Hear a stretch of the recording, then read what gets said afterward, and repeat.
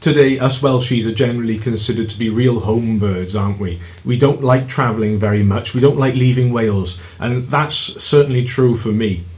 But maybe you do like travelling, you've got some wanderlust, you like seeing the world, but even if you do, I bet you absolutely love coming home, don't you? There's this word in Welsh that doesn't get translated, you probably know it, hiraeth. It means this longing for home that we have. But did you know, it wasn't always this way. Once upon a time, the Welsh were and I'm quoting some bigwig historians here, we were the most well-travelled people in all the world. Let me tell you the story of how that was. By the middle of the 400s AD, the Romans who were occupying Britain decided to go home. They left. And with them, they took so much of what we had been taking for granted. Away went their economy, their industry, their employment, their military, their law and order. It all just went with them.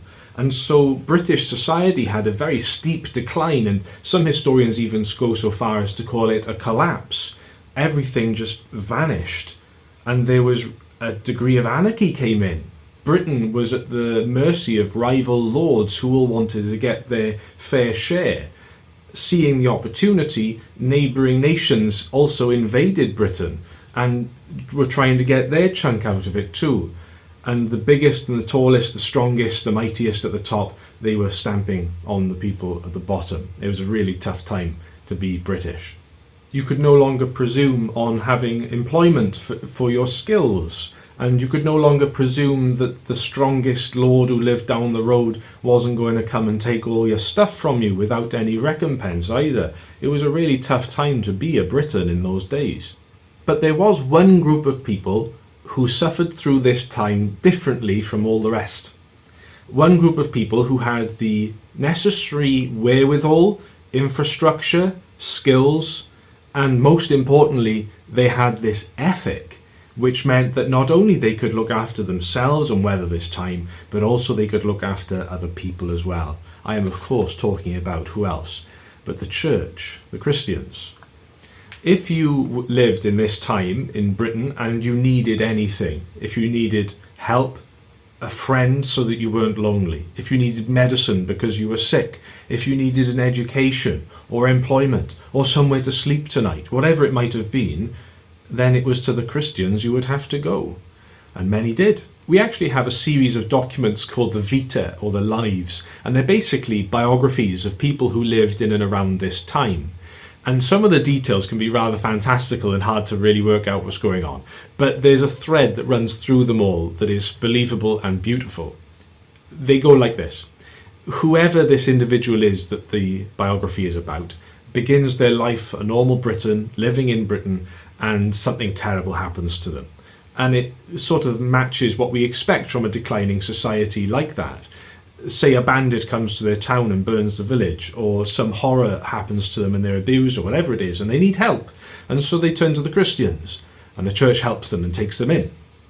And in the church, they find so much more than what they were looking for. Not just the help and the comfort that they needed, but they meet Jesus Christ there.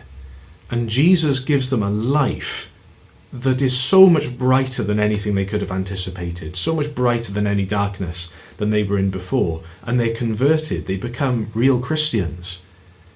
And this story is repeated in the Vita for so many different people that it introduces into this part of the world then a period that historians call the Age of the Saints, where there were so many people whose lives had gone through horrible tragedy and then were transformed because they met with Jesus and were given a real lease of life.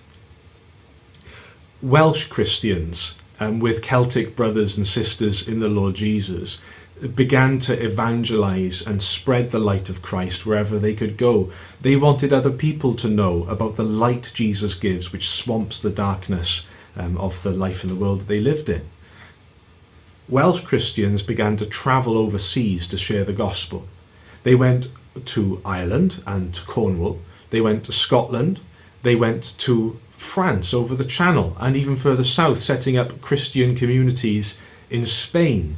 We have them in Switzerland, in Austria, in Denmark, in Germany, all over the world they went to spread the good news about the Lord Jesus, who gives light in the dark. They wanted everybody to know that in a society that is heading downhill, there is always hope, because we can trust and follow Jesus, who gives light in the dark and transforms people's lives.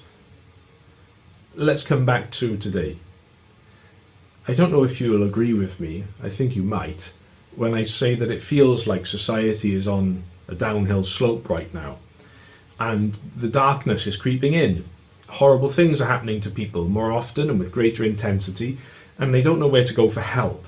And there are people who are in real need. And more than this, I keep meeting people who say things like, I don't know what the purpose is to carry on living. I haven't got a lease for life.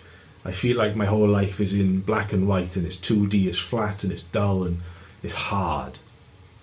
Well, if you feel like that, or if you're sensible to that sort of thing going on in the place where you live, well, just like in the 400s and the 500s and the 600s, it went on for quite a while, you can turn into church and give it a go, and you'll find in there the help that you need, you will, but more than that, you may just bump into the Lord Jesus yourself and find in him so much more than you could possibly have been looking for, including a reason to live, a lease for life, which in the past has set this nation on fire, and today it continues to set people on fire as they bump into Jesus and find in him real and new life. So there's my little history lesson for you about the Welsh people. Today, homebirds, once upon a time the most well-travelled people in all the world, because of the life, the exciting life that Jesus has to give to people.